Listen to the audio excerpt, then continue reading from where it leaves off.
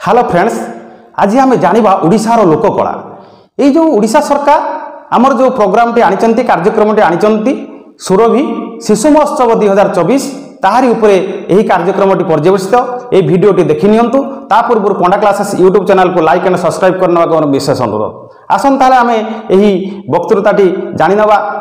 सम्मानीय विचारक मंडली, उपस्थित गुरुजी गुरुमावृंद एवं समस्त उपस्थित जनसाधारण महोदय महोदया एवं मोर बड़ सान भाई और भौणी माने, आज मु कहबा को चाहूँगी आम ओडिशार जो लोककलार किपरि समृद्धि हम एवं ता सहित आमर कौन भूमिका रहिबो। तेणु देखंतु ओडिशार लोककला आज आमको परिचित कराइछि, आज आमको गौरवान्वित कराइछि। सेतिपाई आमे कौन करिबा ना ओडिशार जो लोककला आ सेही लोक मानकु आमे निहाती सम्मान दबा। आज यही लोककला विपर्यस्त हो पड़ी एवं से विपर्यस्त किपरि आमे ताकू रक्षा करिबा ताहा आम मानकर दायित्व। सेतिपाई सरकार को यह एक नियरा प्रयास, यही नियरा जो प्रयास करिसेंती सरकार, से सरकारंकर यही प्रयास रे आमे माने हाथ को हाथ मिसेबा, सामिल हेबा एवं आमे यही देश पाई ए राज्य पाई किछि करिबा। से कलाकार मान को आमे आज सम्मान दबा, तांको आज आमे प्रणाम करिबा। तांकरी पाई आपण कहंतु देखंतु आगुर जो कलाकार माने थिले आपण मानकर सेही पुरी मंदिर हो, कोणार्क मंदिर हो, धौलगिरी हो, खंडगिरी हो, खिचिंग मंदिर हो, खिचकेश्वरी मंदिर हो, क्षीरचोरा हो, जेते देखुचंती संबलेश्वरी मंदिर हो, सबु सेही कलाकार मानकर कृति।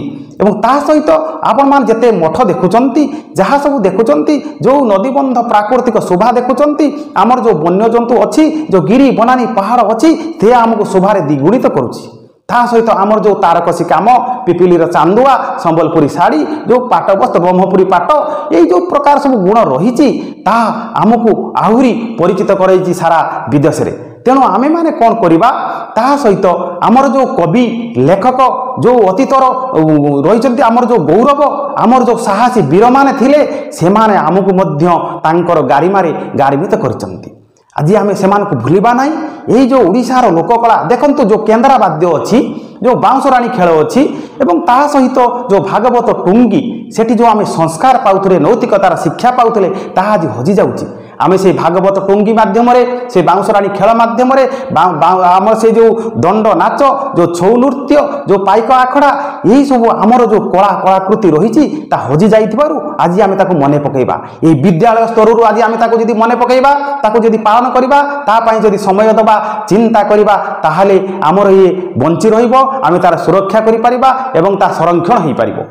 आसंतु समस्ते भाई भौणी मिसी आम ये राज्य पाई किछि करिबा, जीवन देई आमे ढालिबा रक्त गढ़िबा देशर सौध, भाई भौणी को शिक्षा चेतना होइबा आमर लक्ष्य। आमे जदि पिला बयसरु ए छोट बेलरु आमे जदि एई कलाकार मानकु मने रखिबा, जा ओडिशार लोककला को जदि आमे मने पकेइबा, आमे जदि सेइथिरे शामिल होबा, निहाती आम वृत्ति रे, आम जीविका रे, आमर संस्कार रे, आम मन रे, आम हृदय रे चेतना जागृत हबो। आमे सचेतन हबा, आमे सचेतन हबा सहित देशर वैदेशिक जो उपार्जन, जो अर्थ आमे उपार्जन करि परिबा, कलाकार जो माने विदेशी मानक आकृष्ट करि परिबा, ता सहित आम पर्यटन स्थल मध्य विकास हो पारिबो।